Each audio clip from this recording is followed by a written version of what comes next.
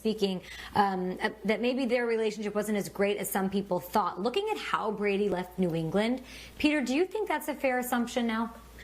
No, I think actually Brady took the high road in his press conference call or virtual press conference with the Buccaneers, and then on Howard Stern saying that, like, I'm not going to throw this guy under the bus. It wasn't bad. And I'd say this. I look at Willie McGinnis, Ty Law, Richard Seymour, a lot of these guys who are Patriots legends who were on different teams when they hung them up. And, like, I think that this is going to end up being one of those deals where they both knew that it was time to turn the page.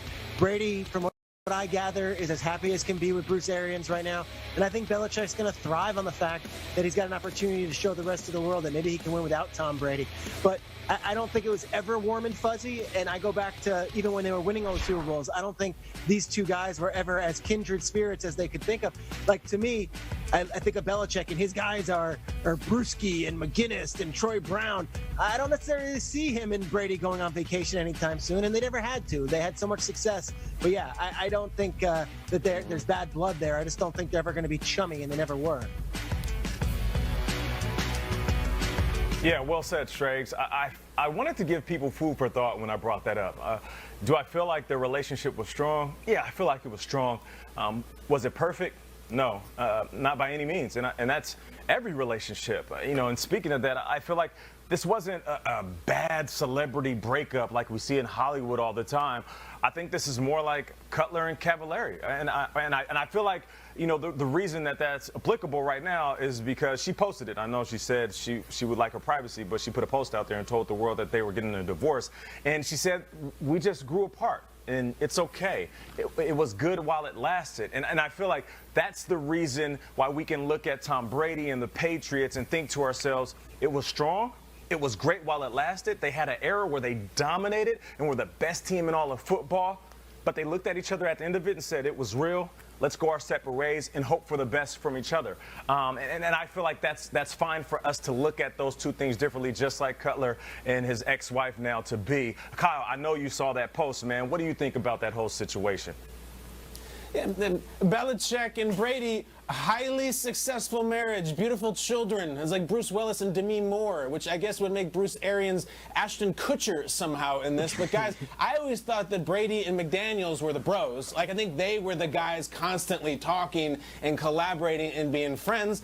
No, Belichick and Brady were not going to give you the Kurt Warner, Dick Vermeil, sobbing, emotional hug, and that's fine. 20 years they lasted. 20 years of Super Bowls and titles. I mean, we've been with Peter for 4 years. He still won't hug us. So, like, let's just understand that it went really well, and it ended when it was supposed to.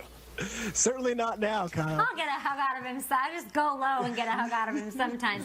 Hey, Shriggs, let me ask you this. I feel like for the next 10, 20 years, next couple of decades, we're going to hear nothing but mutual respect and admiration from both sides, from Bill Belichick on Brady, from Brady on Belichick. Is there a way that that's not the case? Is there a way or a world where Belichick is super successful and Brady is not at all? Is there a way that Brady brings his Tampa Bay squad to the NFC Championship and Belichick flounders with Stidham or whoever he ends up having at quarterback there, and they start talking a little bit more about the inner drama? Do you see a world where that's possible? I can't. Like, I can only see them doing NFL film stuff for the next 30 years, sitting in the same room and laughing about the good times. Because if it was ever going to be toxic, if it was ever going to be ugly, it was going to be on the way Brady left this team, and it hasn't been. They've both taken the high road, and it seems like it's almost omerta is the word they use in the old Godfather movies. Like, there's a trust between the two of them. Let's not do anything negative to the other one because of what we had together. Kyle? I'm sorry to have to jump in here, guys, but we can't end this segment without putting a cap on this. I have to go back to the Aaron Rodgers thing and the Jordan Love. And Nate, that's the right one. Before we get to any football, we've been doing so much goodness in our community, of course. Guys, listen to this. This is important. Draft-a-thon's still going on. Yes, it was over the 3 days. It was a virtual fundraiser, and you got to see all of the biggest stars in the NFL and out of it, guys, like Blake Shelton stopping by, Commissioner Roger Goodell himself. But we're still raising money for that very cause. We are just under $7 million. The NFL throughout the weekend was matching every dollar. So you can still go to NFL.com Gameday.com/relief and continue to donate. That will be going on until late tomorrow, late Wednesday evening. So please do anything that you can. I think that there's that number that you can still tweet for an automatic donation. Every little bit helps to help those fighting COVID-19. On that note, guys, let's get to the Packers and talk about maybe some drama. Maybe we're overblowing it. But in Green Bay, it sounds like Jordan Love was taken in the first round without consulting Aaron Rodgers. Here's LaFleur talking to our guy, Mike Silver, on the decision.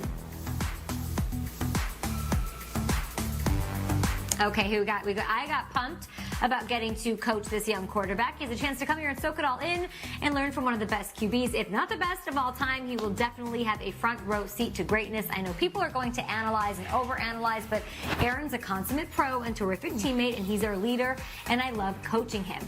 So Ian Rappaport confirmed Rodgers has spoken to Love, but as of right now has not publicly welcomed him to Green Bay.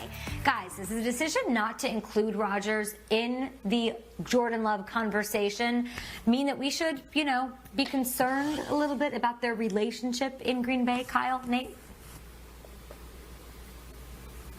Yeah, of course. We should be concerned about all of it. We should be concerned about Rodgers' relationship with Green Bay itself. It's killing me. We're a days out now. People are asking me how my quarantine's going. I'm like, it's fine.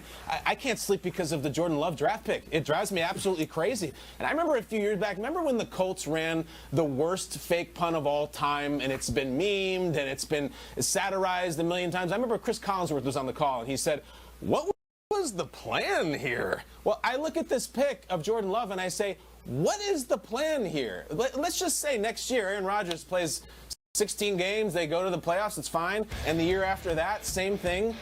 What are they going to do with Jordan Love? What if Rodgers wants to play 4 or 5 more years? This is a first-round quarterback. You have to play him.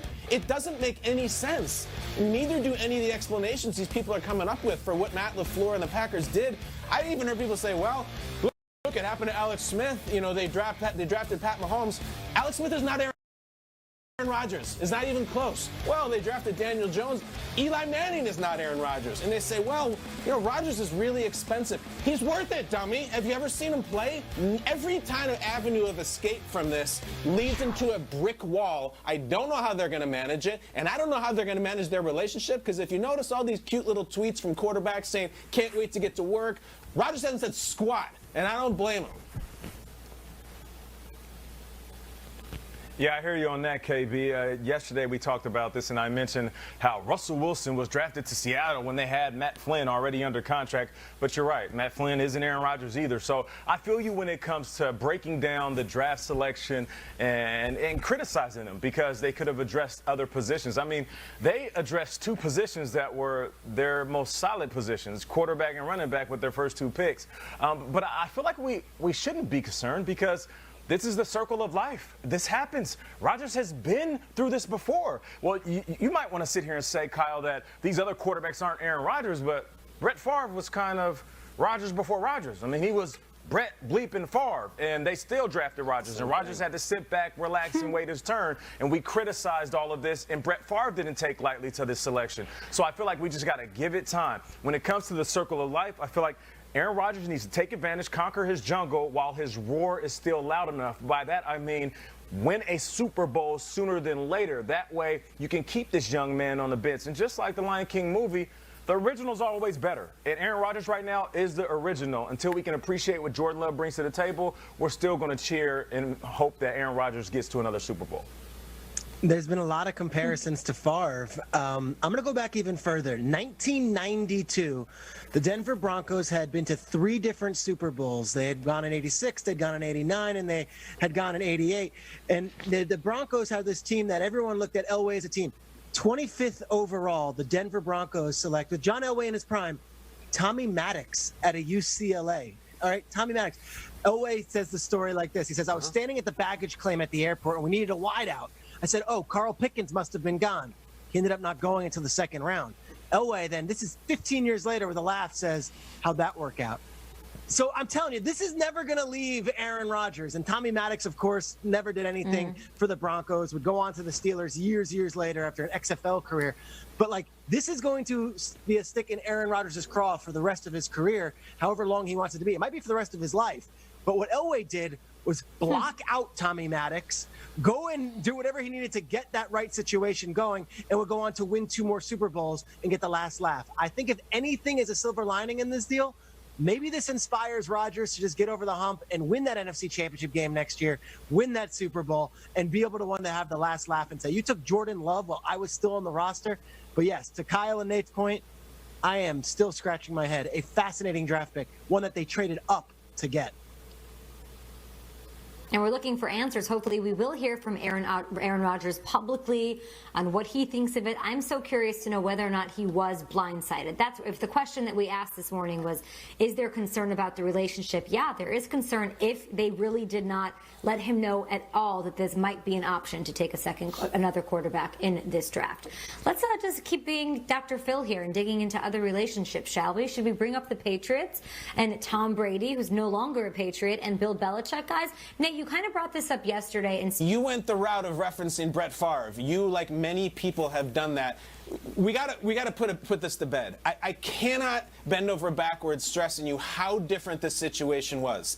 In the season leading up to the Rodgers draft pick for the Packers, Brett Favre was openly reflecting about retirement, and not just to his family and friends, talking to broadcast crews in pre-production meetings like Joe Buck and Chris Collinsworth about, I could see this being the last year. If we win the Super Bowl, this could be it for me. It was fodder for him. So when the Packers get Rodgers at 24, they're like, we got to kind of make a move. Brett might hang it up. There has been zero indication of that from Rodgers, and if anything, the contrary. I get that it's cute and it's the same franchise and it makes us all nostalgic.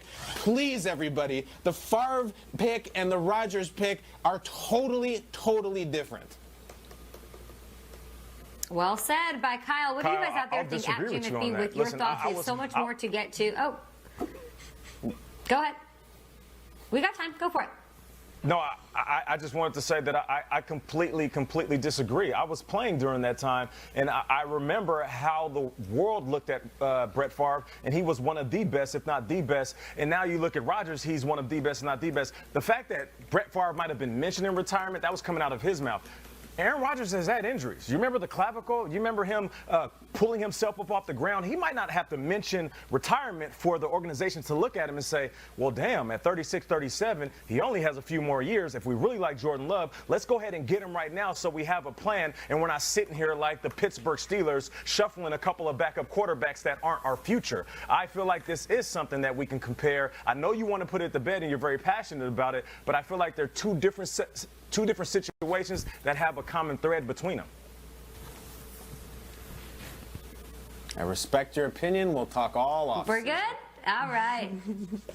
Okay, great. We'll be back after this to discuss this subject. Of course, loving that it's getting a little spicy on the show. What is the best way to build your squad? I don't know, the AFC West, the whole AFC. Then you're going to have to take on the NFC in the Super Bowl. What's the best way to